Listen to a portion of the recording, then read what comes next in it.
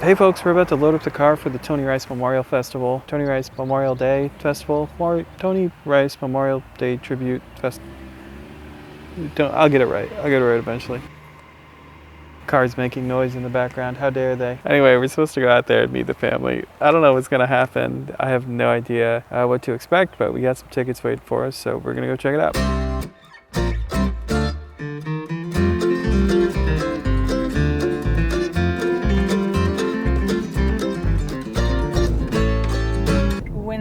The deal for 22, he doesn't tell her that the guy buying wants to demolish the house. Oh.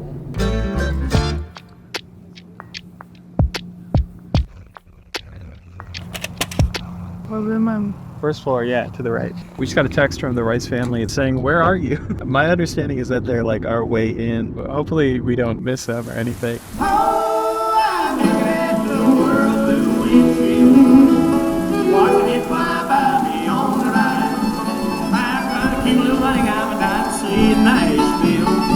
And I'm down around now, we're rolling south tonight. Yeah, I'm down around now, we're rolling south tonight.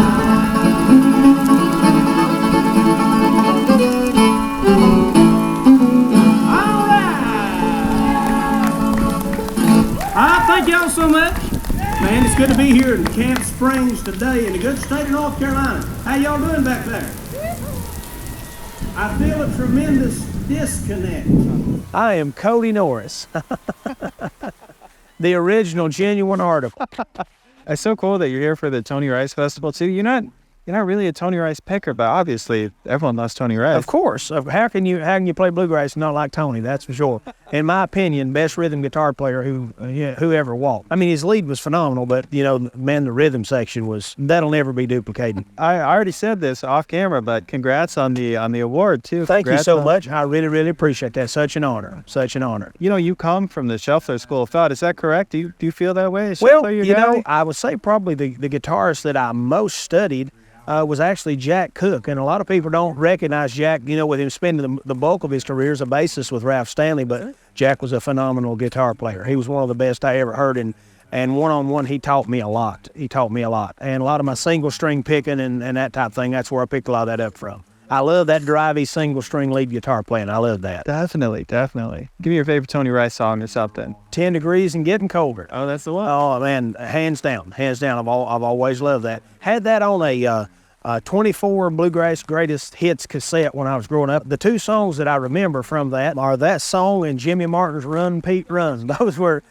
they one right after the other on that. Yeah. And so that's what I had to cut my teeth on with bluegrass music. And I carried that around in a small handheld cassette player that I still have, a little battery powered thing. It would make me so mad when the batteries would go dead back then. It's crazy how far we've came. Yeah. That seems prehistoric almost now, but not all that long ago.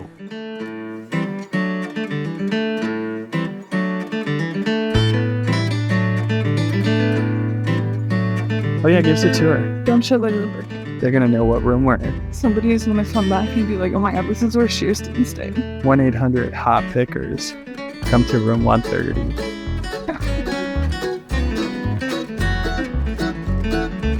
Right when we showed up, we ran into Kody, the Rice family, and Lucas told us to talk to Kody. He owns the property, and he has done a bunch of renovations. So there's a famous piece of footage here where the country gentleman in their pink shirts is sort of walking down. Can you show me where that is? Yeah, it's right here. The buses were up there. It used to be a line of trees in between here and the campers. And they walk down the hill. I think they got some water, maybe a drink. They cross this little creek, walk all the way back behind this wall, right into the back door. The 50th anniversary of the movie, we actually got the filmmaker back, and we played the movie from the stage that it was shot on.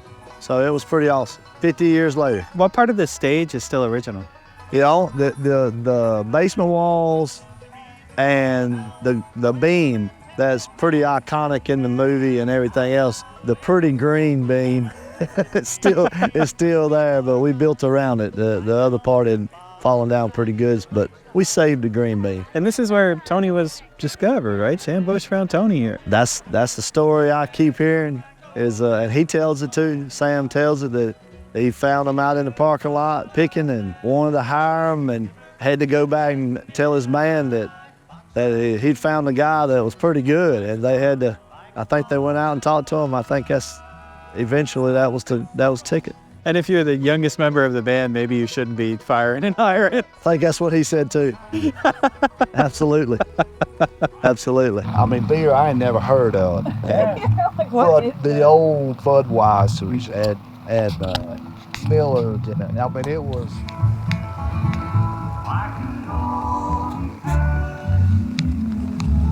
You filming me trying to get my gear in? Yeah, you don't know what you're doing. What did you eat? Popcorn. How did it I taste? got to meet the ducks. Well, I don't know where they went, but Did you get any evidence of the ducks? People just have to take your word for it. Yeah, there were ducks. What's even worse is I have this string put on backwards. And that's gonna be on film too. I only ever done that once, you know. You know, I think one of the first guys that I really appreciated seeing was the consistency of Brian Sutton's hand, you know, or Dan Dominski. You know, their rhythm, they never really stopped doing this. It's not really, it's not like that. It's not like that, you know, they're very consistent. And I think as I've gotten older, I really appreciated the consistency, because it's like a consistent layer of tone. And a lot of times in like other music, you have like a sustaining piano or like organ that's creating that. Brian Sutton, I feel like, does a great job with Kody Kilby too. I mean, those guys are insane. In fact, they have workshops, and Kody Kilby did one for Kentucky Thunder. Somebody asked him a question about Winfield, and he said, you know, I really think that they should make you play a whole passive rhythm. A lot of pickers either forget about how to play rhythm, or people who would like to play lead or to focus on the rhythm.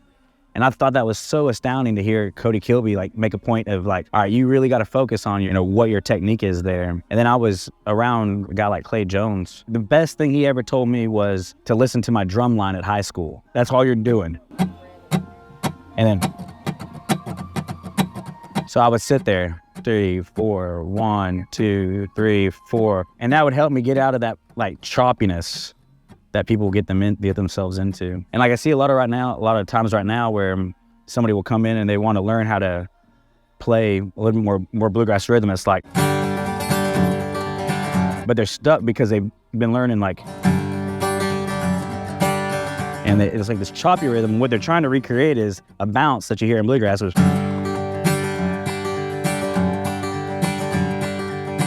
like Love of the Mountain.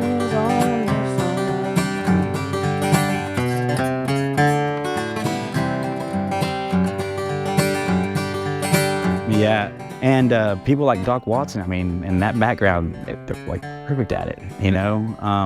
Wyatt Rice is like perfect at it, you know? But I think for some people, that chukka, it doesn't feel natural to them, you know? And then it gets really wild into some of the Brian Sutton and Clay Jones stuff where it's like...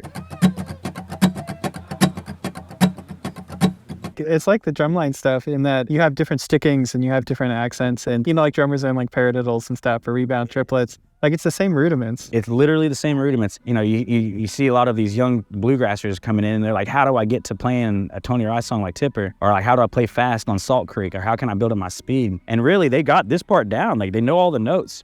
This is where they're struggling. And so like, you know, just go back to the basics, work with that metronome.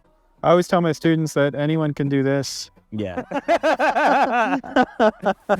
yeah, you know. I think that's the differentiator between bluegrass and a lot of other genres is that discipline with right hand. We got to hang out with Pam in India, which is the Wife and daughter of Tony. Yeah, which was really interesting. India was great. Her family is really nice. I'd kind of crossed paths with her. I'd written that article about Tony Rice for Premier Guitar, and India had seen that, and I think she had shared it with Pam. And of course, Pam's great. Pam's a big talker, and her and Phil were talking for a long time.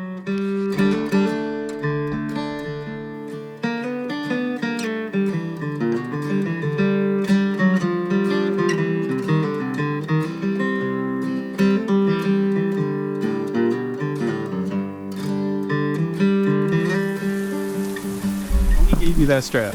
Yeah, when I was like 17. it had been used for one of the albums, but we couldn't figure out which one. So I started digging through my personal archives here. There's a picture of Jason Carter and Tony with the strap right there. Yeah, that's it. Right here. That's the one. I think you still have the extra. Leah, how old are you? Run out. 30.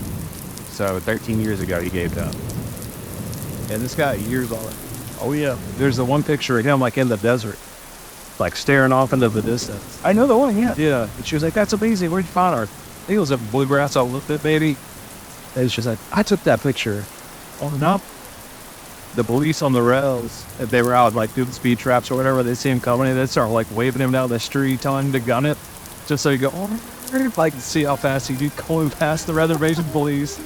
What a freaking cool thing. The cops are just, let's see how fast they can go. I remember the night, little darling, we were talking of days gone by, when you told me you always loved me, and for me your love never died. Well, they tell me your love's like a flower in the springtime, blossoms so fair, in the fall when it withers away, dear, and they tell me that's the way of your love.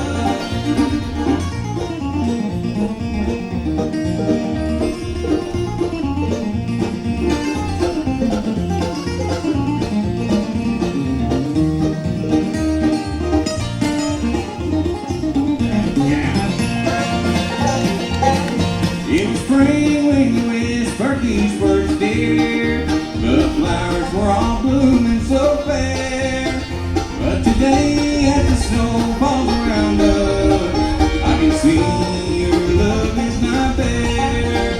Well, they tell me your love's like a flower in the springtime, blossom so fair.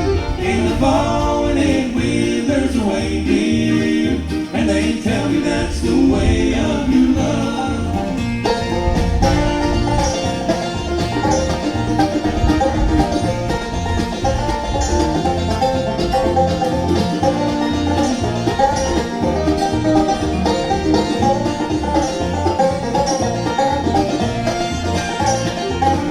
Well, they tell me your love's like a flower in the springtime, blossom so fair.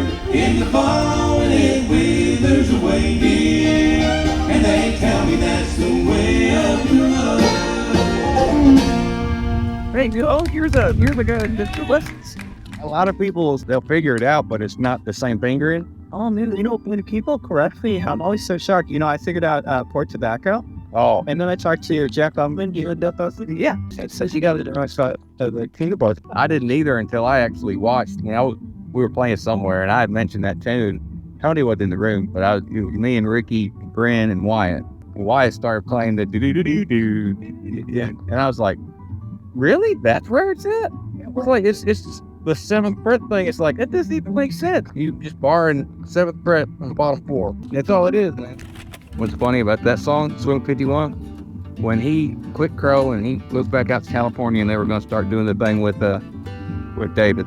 David was like, "Man, you got to start writing some this stuff." But Tony was like, "Man, I can't write. I'm not a writer." And the first song he sat down and wrote was Swing 51.